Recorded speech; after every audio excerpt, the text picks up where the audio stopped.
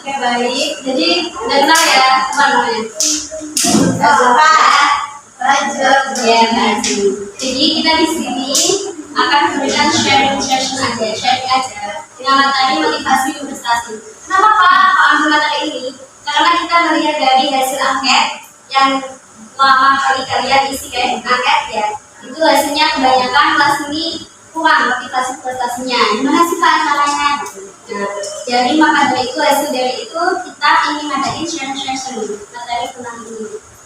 Jadi tidak usah lama-lama, saja nanti Mbak Jun akan menjelaskan tentang materi tersebut. Mohon disimak dengan baik ya. Ya. Assalamualaikum warahmatullahi wabarakatuh.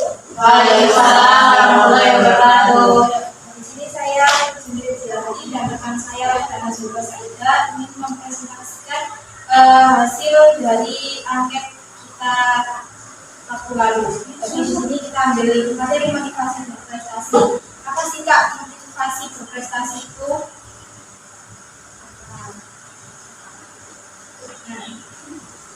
Di sini motivasi berprestasi itu merupakan kecenderungan seseorang berjuang untuk mencapai sukses atau memilih suatu kegiatan yang berorientasi untuk tujuan sukses atau berhasil yang diraih oleh orang lain atau diri sendiri.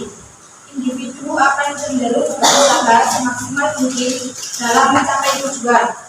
Motivasi berprestasi juga merupakan suatu daya dalam mental manusia untuk melakukan suatu kegiatan yang lebih baik, lebih cepat, efektif, dan efisien.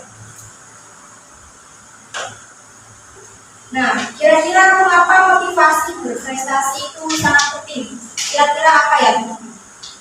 Ada yang tahu? Ya. Oke, slide berikutnya.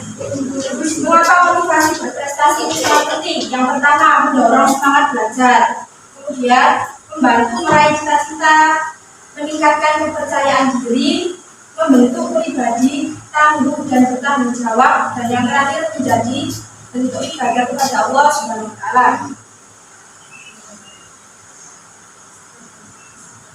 Kemudian strategi meningkatkan motivasi berprestasi dalam belajar. Nah, ini adalah strategi dari tips. Yang pertama yakni menciptakan lingkungan belajar yang nyaman dan menyenangkan. Kemudian menerapkan metode pembelajaran interaktif dan kreatif. Kemudian memberikan apresiasi dan penghargaan atas usaha. Kemudian tentukan target belajar yang realistis dan jelas. Libatkan orang tua dan guru dalam proses belajar. Manfaatkan teknologi dalam proses belajar. Dan yang terakhir, biasakan pola hidup sehat untuk menunjang konsentrasi belajar. Nah, sekarang kita membahas tentang faktor pendukung. Nah, apa aja sih Kak faktor pendukungnya itu? Ada dua teman-teman, yakni ada faktor internal dan faktor eksternal. Apa itu Kak faktor internal? Faktor internal itu faktor yang berasal dari dalam diri kita. Contohnya seperti motivasi intrinsik, minat dan cita-cita, kepercayaan diri, self-efficacy, kemudian kemandirian dan tanggung jawab. Dan kita membahas tentang faktor eksternal. Kalau internal di dalam asalnya dari dalam diri kita sendiri, kalau faktor eksternal asalnya dari luar diri kita sendiri. Apa aja itu Kak? Yang pertama ada dukungan keluarga, kemudian anggapan guru dan sekolah. Yang ketiga lingkungan belajar yang kondusif. Yang keempat pengaruh teman sebaya yang positif. Dan yang terakhir yang faktor penghambat. Ada faktor internal dan faktor eksternal. Kalau internal tadi apa? Dari dalam diri kita, betul. Dari dalam diri kita yakni ada satu, kurang percaya diri terhadap kemampuan akademik. Kemudian yang kedua, harapan yang rendah terhadap keberhasilan. Yang ketiga, perasaan beban atau stres akademik. Yang keempat, atribusi gagal pada faktor eksternal. Yang terakhir, rasa malas dan kurang disiplin belajar. Kalau tadi faktor internal dari dalam diri kita sendiri, sekarang faktor eksternal. Apa ini faktor eksternal? Ini seperti ini. Nah, kalau faktor eksternalnya yakni ada satu, kurangnya dukungan orang tua atau lingkungan keluarga. Yang kedua, pengaruh negatif teman-teman sekalian. Yang ketiga, kondisi lingkungan sekolah yang tidak kondusif. Yang keempat, beban tugas akademik yang berat dan kurangnya waktu untuk istirahat atau aktivitas lain memperolehnya. Pun sebaliknya, kalau kita tidak ada niatan, kita tidak ada usaha, kita tidak akan mendapatkannya. Seperti itu ya teman-teman. Ini ada seculik video kisah inspiratif, bisa dilihat dan bisa diamati. Nanti kita ambil hikmah dari video ini. Benar kan? Semangat. Ya.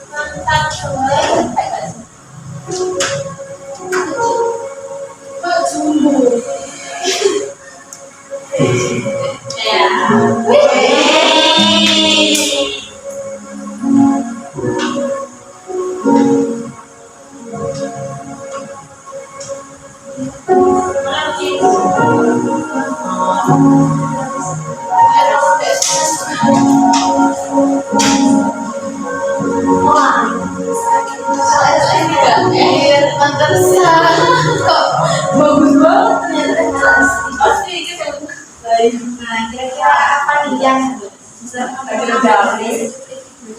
pesawat?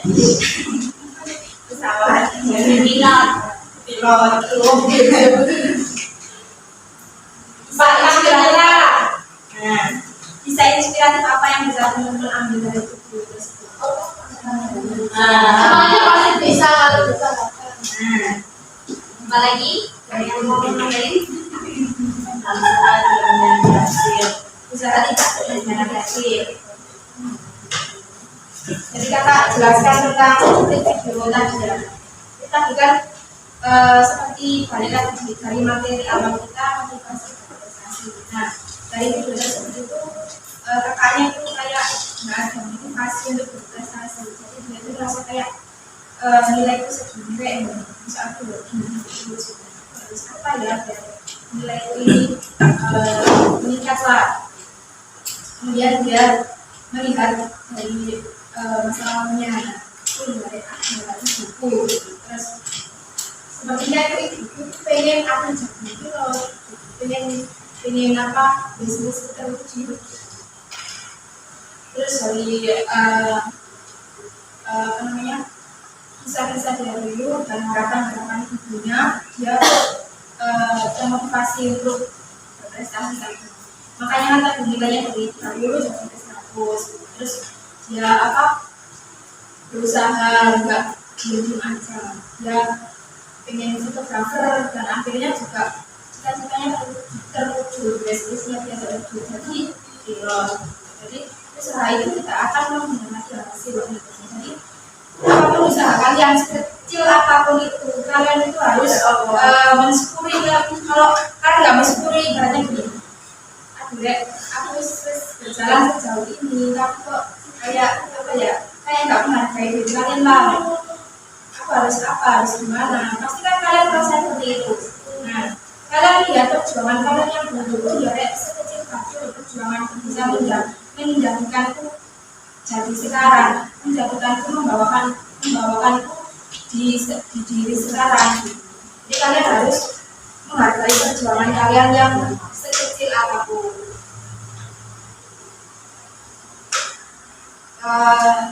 Terima kasih, presentasi kakak telah berakhir. Mungkin ada pertanyaan atau ingin menambahkan mungkin? Tidak ada pertanyaan. Pasti udah ngantuk ya? Banget. Kalian mau ini nggak? Langsung praktek? Praktek dengan cara aku jauh kayaknya. Karena ini motivasi berprestasi, ada sedikit dan timpan ini.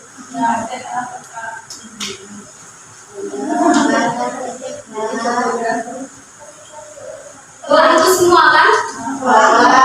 Bawa buku. Kertas. Ya. Itu salah ya. Kita ya. Kalau bisa begitu salah dua. Ini prakteknya nggak sulit-sulit banget kok, nggak dinilai juga. Jadi materi kita kan tentang motivasi berprestasi.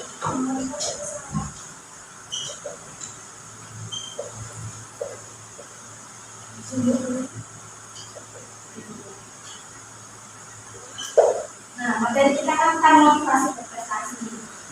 Jadi di sini kakak meminta waktu kalian sebentar untuk praktek menuliskan wishlist impian kalian. Enggak ada. Tadi saya mau impian kan? Iya, semua orang kan pasti ada wishlistnya, ada keinginannya gitu kan. Mungkin kita menjalani hidup yang langsung aja. Pasti ada yang ingin dicapai nih targetnya. Hidup.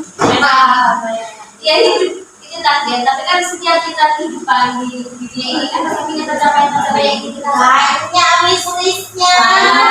Itu sebuah berarti harus satu capai, tanda-tandanya masih panjang. Ini siapkan kertasnya, kalau nggak bawa kertas minta tulisnya kertas aja nggak apa-apa. Terus apa? Nggak kertasnya masing-masing, udah disimpan sendiri. Sebenarnya yang bawa dikasih ya, sama baca itu. Saya nggak punya wishlist. Punya pasti, dari malu-malu. Nggak punya. Punya, nggak punya. Masa nggak pengen ke Mekah? Pengen. Itu sudah sih. Ini yang kita mesti. Kalau pengen ke lihat ke luar negeri, kan juga bisnis kita bisa. Ini ke pantai mana? Nggak apa-apa. Dikasihnya. Kalau pengen apa?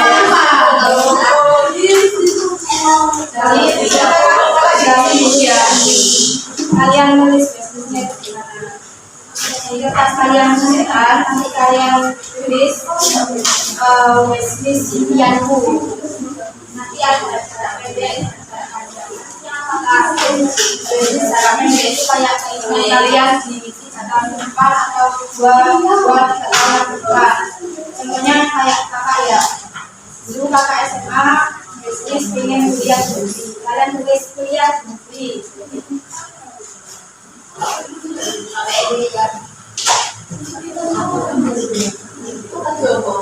Kalau jarak pendek kan soalnya buat 3 tahunan, kalau jarak panjangnya mungkin 5 tahunan.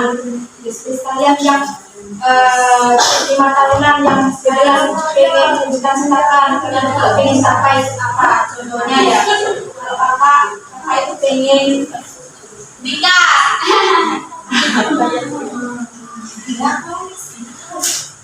Enggak sabar. rumah impian. Jadi kakak itu pengen banget punya rumah impian. Contohnya seperti ini ya, nulis sebanyak-banyaknya. Nah nanti Kalau nggak punya, harus punya. Gak punya keinginan, gak pengen. Jujur ya. Kenapa kakak kok menyuruh kalian menulis ini? Nggak tahu kenapa. Nah, karena nggak kasih tahu. Makanya nggak kasih tahu. Kenapa? Balik lagi, tema kita kan motivasi berprestasi.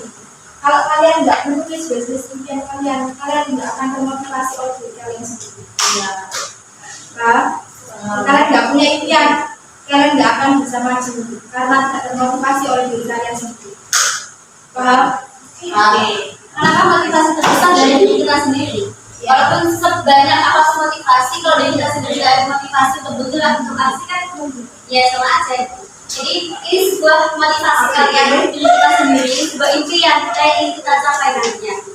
Terserah jangka pendeknya 3 tahun, ikhlas cuma ingin kuliah atau ingin kerja atau apa, terserah kalian. Senyamannya kalian ingin punya impian apa? Oh ya, ini itu sama. Nah, aku yang gak nama Enggak dikumpulin kok kakak. Kalian sendiri dikumpulin. Nah, jadi materi kita hari ini adalah membangun rasa percaya diri. Apa sih percaya diri itu? Dalam literatur akademik, self confidence, percaya diri biasanya didefinisikan sebagai keyakinan individu terhadap kemampuan diri sendiri untuk melakukan tindakan atau tugas tertentu secara efektif, bukan sekadar perasaan sombong. Nah, percaya diri ini mencakup evaluasi positif terhadap diri sendiri, kemampuan beradaptasi dan keberanian bertindak. Jadi kita berani untuk melangkah, kita berani untuk berusaha, kita berani untuk mencoba. Yang kedua itu ada ciri-ciri kepercayaan diri. Apa sih kak ciri-cirinya? Yang pertama, percaya pada kemampuan diri sendiri, percaya pada diri sendiri. Kelebihan kita pasti, kita ada kelebihan dan kekurangannya masing-masing, kita percaya itu. Terus yang kedua, mandiri dalam mengambil keputusan. Yang ketiga, berani mengemukakan pendapat. Yang keempat, memiliki konsep diri yang positif. Yang kelima, tenang dan tidak mudah cemas ketika ada masalah yang datang. Selanjutnya yaitu ciri-ciri kurang percaya diri. Tadi kan percaya diri, sekarang kurang percaya diri. Yang pertama, mudah gugup dan cemas saat menghadapi situasi tertentu. Misal kayak mau presentasi atau mau lomba, itu misalnya benteran atau yang panas dingin atau keringetan. Terus yang kedua, mudah bergantung pada orang lain. Misal aku gak ada temennya, gak mau gak bisa main lomba, gak ada temanku. Gak mau gak ada temanku di sana. Gak mau ada guru yang membimbingku biasanya. Terus yang ketiga, menolak ujian dan menganggap negatif setiap feedback positif. Yang keempat, menganggap dirinya selalu terakhir atau kurang berharga. Terus yang kelima, kemampuan bersosialisasi rendah dan cenderung menyendiri, suka menyendiri, tidak ingin sosialisasi, tidak ingin berteman dengan siapapun. Terus yang keenam, mudah menyerah ketika dihadapkan pada kegagalan. Satu kali gagal, udah apa ya, aku gak bisa di sini. Padahal kegagalan itu sebagai pengalaman kalian, sebagai pelajaran untuk kalian. Yang selanjutnya ada faktor penyebab rendahnya rasa percaya diri. Yang pertama, dari internal, dalam diri kita masing-masing.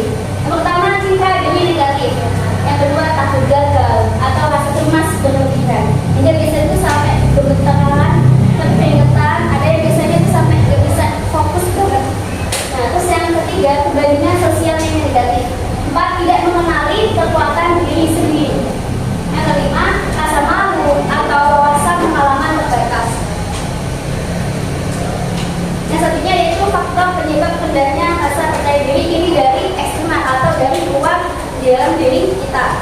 Yang pertama, kritik keluarga atau lingkungan tanpa dukungan. Semuanya menekan kita untuk selalu sukses, untuk selalu bisa. Dan yang kedua, over evaluasi atau tekanan sosial. Bisa lingkungan sekolah, bisa lingkungan keluarga, bisa lingkungan teman, masyarakat juga bisa. Terus yang keempat, pengalaman kegagalan yang tidak ditanggapi secara konstruktif. Selanjutnya itu faktor penyebab rendahnya rasa percaya diri. Ini dari lingkungan akademik. Yang pertama, tidak ada pengalaman berhasil. Yang kedua, metode pembelajaran yang tidak ramah belajar aktif. Maksudnya apa, Kak? Kita tidak diberi wadah atau tempat untuk kita berpendapat, untuk kita berkembang di skill kita masing-masing. Terus yang ketiga, kurangnya dukungan motivasi dari guru. Mungkin gurunya hanya nyuruh aja, ngasih tugas aja, tapi nggak ada contoh dari gurunya, nggak ada tempat untuk kita. Bisa nggak ada di LKS, nggak ada tempat untuk kita mengadai skill kita nantinya, cuma nyuruh aja, tanpa bimbingan. Yang selanjutnya itu cara meningkatkan rasa percaya diri. Yang pertama, mengubah pola pikir negatif menjadi positif. Ini sangat penting karena apa? Ketika kita berpikir negatif, itu mempengaruhi perilaku kita nantinya. Jadi banyak-banyakin afirmasi positif, berpikir positif untuk mempengaruhi perilaku kita, melangkah menuju masa depan yang kita inginkan. Terus yang kedua, konseling kelompok. Karena kita BK ya, dari BK makanya ada konseling kelompok, ada juga konseling individu. Nanti kita akan arahkan sebagai bentuk tanggung jawab kita, bantuan kita kepada konseling. Terus yang ketiga, penguatan self-induction. Yang keempat, model pembelajaran yang memberi kontrol pada siswa. Yang kelima, latihan mengungkapkan diri. Nah, dari ciri-ciri penyebab dan sebagainya, Allah Subhanahu wa Ta'ala juga berfirman dalam ayat Qur'annya, surat At-Tin ayat 4. Bismillahirrahmanirrahim. Laqad khalaqnal insana fi ahsani taqwim. Artinya, sungguh kami telah menciptakan manusia dalam bentuk yang sebaik-baiknya. Jadi Allah menciptakan kita sebagai manusia itu ada fitrahnya, ada kelebihan dan kurangnya masing-masing. Jadi setiap bandingin diri kita dengan orang lain, kita pasti kalau melihat pencapaian orang lain, wah hebat ya, wah dia bisa ya, kok bisa ya, aku bisa gak ya. Seharusnya itu menjadi pola pikir kalian yang positif. Ubah pikiran kita menjadi positif. Gimana ya caranya biar dapat kayak gitu? Gimana ya caranya biar mencapai sesuatu yang kita inginkan? Itu pola pikirnya harus diganti dengan pola pikir positif agar perilaku kita nantinya juga memudahkan kita menuju jalan masa depan yang kita inginkan. Nah teman-teman, di sini ada contoh video yang bisa kalian lihat. Saya mohon disimak dengan baik-baik ya. Ada nggak sih yang merasa insecure waktu berada dalam sistem sekolah kamu merasa yang paling kurang di antaranya? Atau kamu nggak pede buat posting sesuatu di media sosial, baru aja posting story, beberapa cara kemudian kamu hapus lagi karena takut pandangan orang terhadap kamu? Atau kamu nggak berani ngomong di depan umum karena takut kalau salah orang-orang bakal mikir kamu bodoh? Kalau kamu pernah ngerasain ini, fix kamu butuh nonton video ini sampai habis karena ini rahasia aku yang udah aku lakuin untuk jadi percaya diri dan berdamai dengan insecure yang jarang dibahas orang lain. Are you ready to go?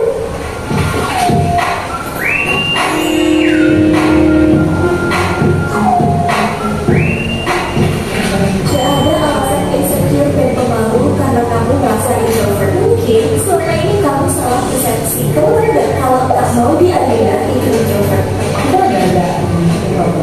Atau kamu tahu kalau Kak Cinta Laura itu juga introvert? Aku tahu orangnya kan. Jadi kalau aku gak banyak-banyak kerja, aku akan bahkan Kak tahu juga loh.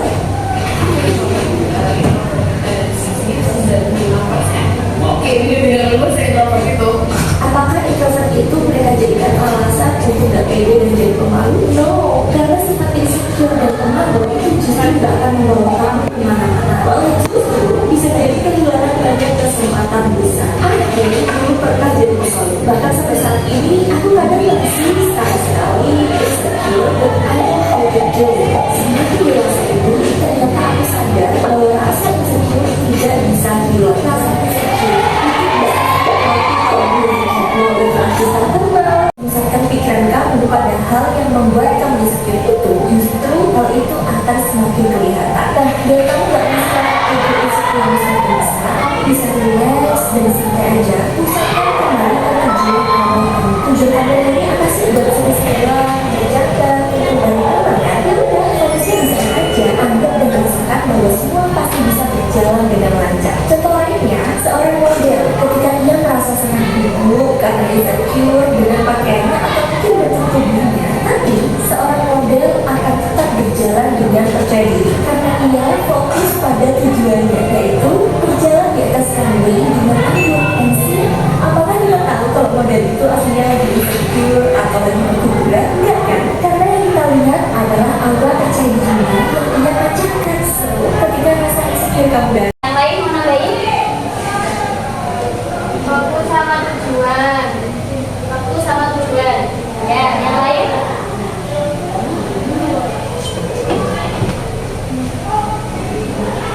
Ayo, ada yang mau nambahin lagi?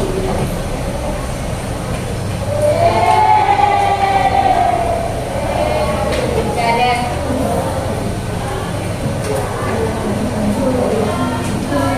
Seru nggak tadi videonya? Ceritanya banyak ya. Nah, intinya tuh yaitu bahwa kita tidak bisa mengkonsumsi semua pendapat orang lain atau bicara orang lain kepada kita. Sangat orang lain, pendapat orang lain kepada kita, karena itu di luar kendali kita. Kita tidak bisa untuk mengontrolnya. Yang kita kontrol, yang kita bisa apa? Perasaan kita, tindakan kita, pikiran kita sendiri. Karena menjadi percaya diri itu dimulai dari kenali diri kita sendiri. Sepertinya aksi nyata. Kalau kita cuma dapat motivasi, terus kita punya keinginan yang besar, pengen nanti sekolah di luar negeri, aku pengen kuliah di UIN ini, UGM atau UM. Tapi kalian nggak ada perusahaannya. Jadi ayo kita kerja itu dengan apa? Dengan cara berusaha semaksimal mungkin yang kita bisa. Ketika kita memberikan aksi nyata pada diri kita dan kita sampai di situ, wah ternyata aku bisa ya, wah ternyata aku sanggup ya dengan masalahku yang ini, dengan pencapaian yang aku inginkan, ternyata aku bisa yang mencapainya. Ini suatu kebanggaan pada diri kita sendiri, apresiasi pada diri kita sekecil apapun itu. Walaupun dapat nilai yang baik, itu kan kecil menurut yang sudah mendapat nilai, tapi kan yang belum dapat nilai bagus kan itu suatu peningkatan yang luar biasa. Jadi apresiasi sekecil apapun pada diri kita sendiri. Seperti yang tadi nanti bisa tapi ahsani takwim. Allah itu telah menciptakan manusia itu sebaik-baik penciptakan. Ada kelebihan dan kurangnya masing-masing. Nah, jangan biarkan kita memikirkan pikiran orang lain terus-menerus. It's okay kalau itu membuat kita menjadi berkembang lebih positif, lebih baik, gak apa-apa. Tapi kalau menjadi negatif, kan itu gak baik buat perkembangan diri kita. Jadi ambil mana yang masuk pada diri kita, mana yang boleh masuk, mana yang tidak boleh masuk. Jadi kita perintah untuk memilah dan memilih pendapat orang lain tentang kita. Jadi dari semua itu, teman-teman, kenapa Pak bawakan